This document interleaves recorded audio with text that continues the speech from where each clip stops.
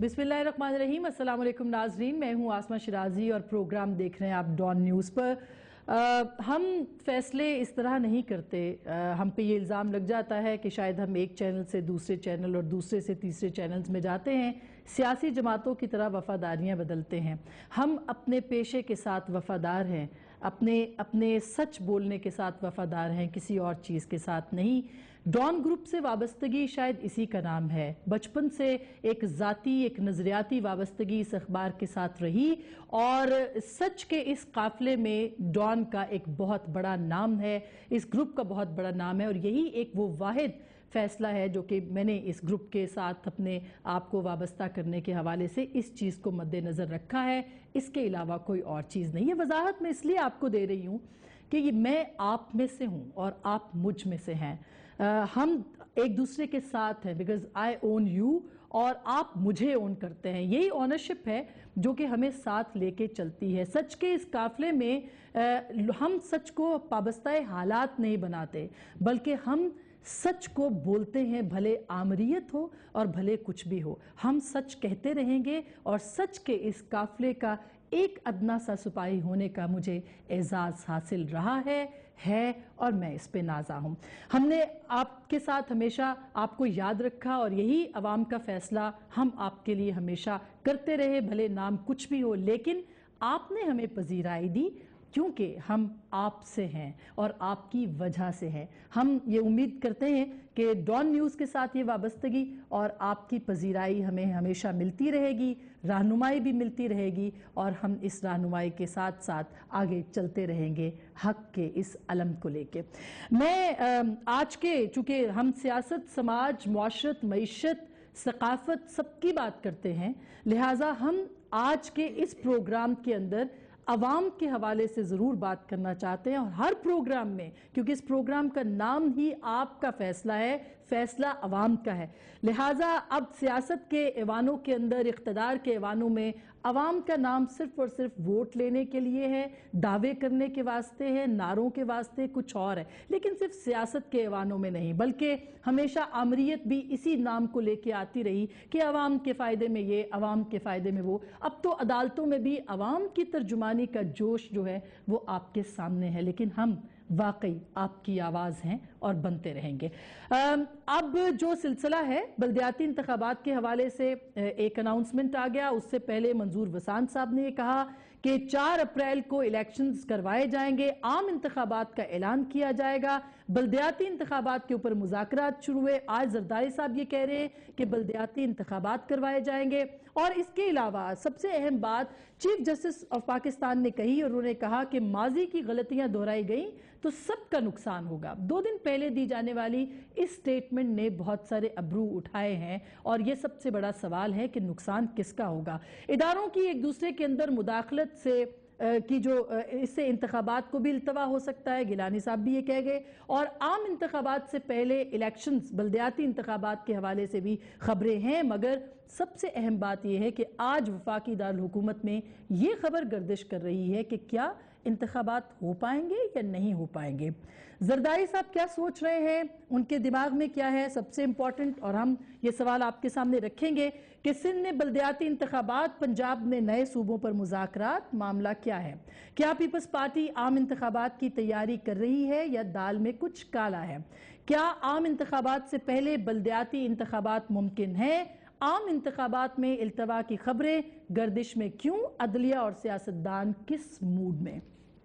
मेरे आज के इस पैनल में मेरे वो सब साथी और अहबाब शरीक हैं, मेरे वो सब सीनियर लोग जिन्होंने हमेशा कदम कदम पे मेरी रहनुमाई की है। इसका मकसद ये नहीं कि वो सब लोग जो कि आज के इस प्रोग्राम में नहीं हैं उन्होंने रहनुमाई नहीं की, लेकिन बहुत ही मोहतरम हमारे पास इस वक्त मौजूद हैं नदीम अफजल चंद साहब, पाकिस्तान पीपल्स पार्टी के सीनियर रहनुमा हैं और पब्लिक अकाउंट्स कमेटी के चेयरमैन हैं।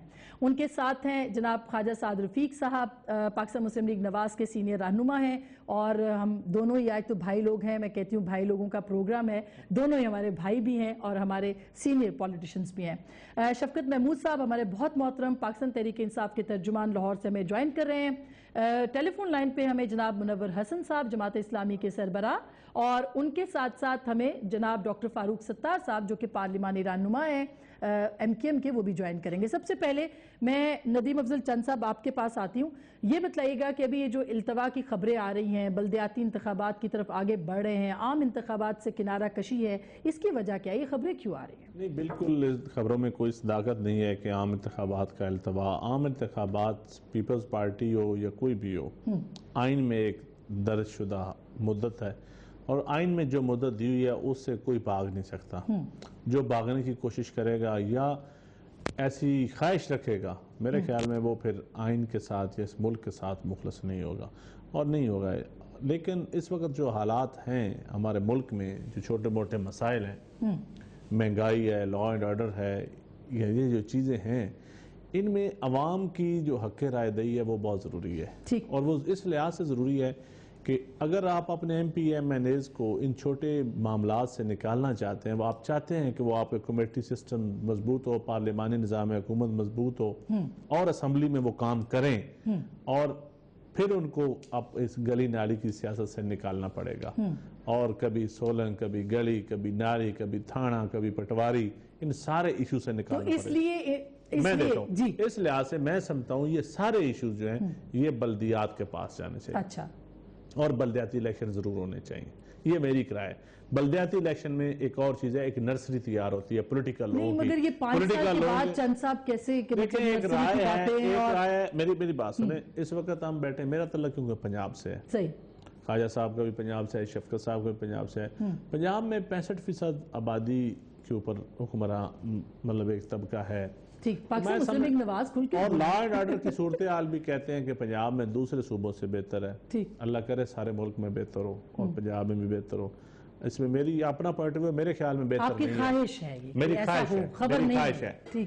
تو میں سمجھتا ہوں کہ سارے ملک میں بلدیاتی الیکشن ہونے چاہیے، اور بلدیاتی الیکشن پہلے ہونے چاہیے تھے، جو لیٹ ہوئے وہ بھی غلط ہو گئے۔ اچھا، اب میں یہ وہ غلط ہوا ہے، اس کو میں بالکل میں سمجھتا ہوں، میں کبھی نہیں کہوں گا کہ اچھا ہوا ہے، غلط ہوا ہے، اور یہ ہوا بھی پولیٹیکل کلاس کی وجہ سے۔ ٹھیک، اور آپ ایسی چیزیں چلیں اس کی ریزن میں ہم جائیں گے، لیکن سعد رفیق صاحب وہ کہہ رہے ہیں کہ پیپلز پارٹی یہ کہتی ہے کہ یہ ہونا چاہیے تھا، لیکن 4.5 سال کے بعد پیپلز پارٹی کو یہ خیال کیوں آ رہا ہے؟ اور کیا آپ کی جماعت میں اس میں برابر کی شریک ہے؟ کیونکہ ہر چیز کی بحالی میں آپ نے اہم کردار ادا کیا ہے، تو وہ بلدیاتی انتخابات کیوں نہیں کرا سکے آپ؟ بسم اللہ الرحمن الرحیم۔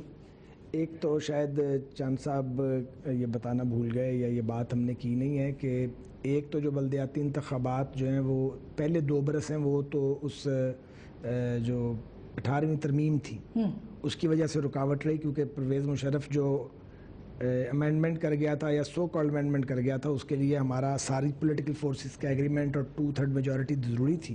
اس لیے 2010 تک تو بلدیاتی انتخابات کرانا کسی بھی صوبائی حکومت کے پاس کا روک نہیں تھا، کیونکہ وہ آئین اور قانون سے متصادم ہو جاتا تھا۔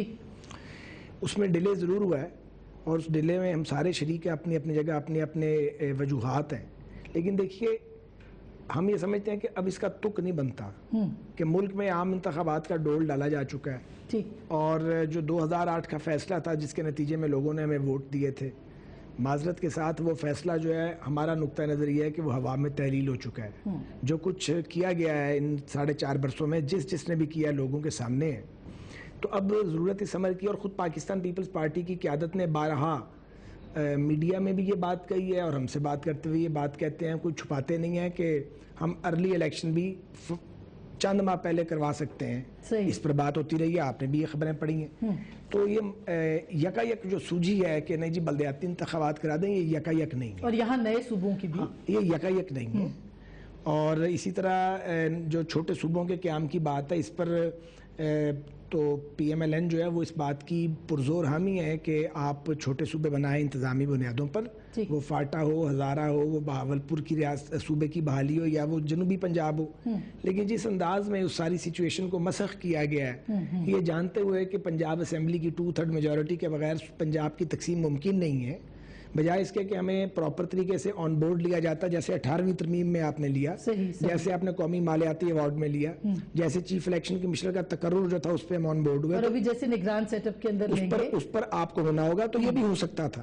لیکن مجھے بات جو کہنی ہے، آج ہماری میٹنگ تھی پارٹی کی، صبح وہاں بھی یہ بات زیر بحث رہی ہے، ہمیں یہ فیل آ رہی ہے کہ عام انتخابات کے التوا کی کوئی کوشش کی جا رہی ہے، اور شاید بعض عالمی طاقتوں کو جن کا انخلا 2014 میں انہوں نے وہ چاہتے ہیں افغانستان سے ہو، انہیں یہ سیٹ اپ پاکستان میں اس وقت سوٹ کرتا ہے، اور آئین میں یہ تروین موجود ہے کہ اگر یہ زور لگانا چاہیں یا دھکا شاہی کرنا چاہیں تو اپنی ووٹنگ اسٹرینتھ کی بنیاد پہ یہ کوئی ایسی صورت بنا سکتے ہیں ایک سال کے لیے اس کو آگے لے جائیں.